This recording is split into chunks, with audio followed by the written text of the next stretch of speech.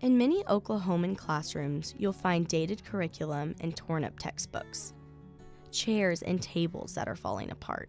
But what you won't find, the students and the teachers. Marla Rourke was one of the 1,000 Oklahoma educators who decided enough is enough. And on April 2nd, communities had to shut down school districts due to all the teachers heading to the Capitol to send a message. Marla has been a dedicated third grade teacher for 26 years, sacrificing her family, weekends, and using her own expenses for her students. She's had to do this because within the past decade, Oklahoma legislators have cut funding for education by $1 billion, causing teachers all over the state to do the same as Marla. What we were doing and why we were doing it, we did need to increase salaries. We're losing teachers. But we were doing it for those precious people in our rooms every single day. And that's why we walked. We didn't walk out on them, we walked for them.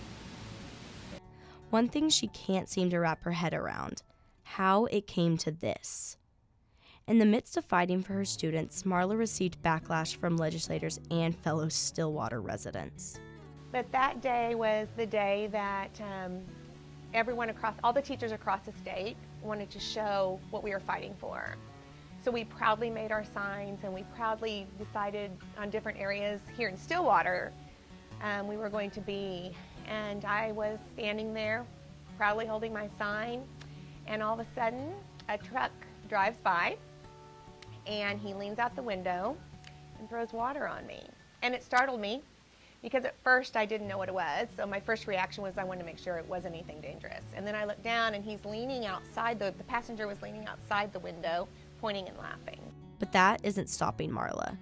You know what? It just inspired me to fight that much harder. And fellow Oklahoma teachers agree. Cowboy Joe is also a teacher in Oklahoma, and he stays each day until the fight is over at the Capitol. So the reason I'm here is I want to stay in Okie. I want to finish my career here in Oklahoma and with those families and those students that I already love. And so that's why I'm here. And that's why I've got such a great passion for what I'm doing. One thing is certain, no matter the circumstance, teachers and students aren't backing down until they see funding for their futures. Enough is enough. Enough is enough. Enough is enough. Enough is enough. Enough is enough. Enough is enough. Enough is enough.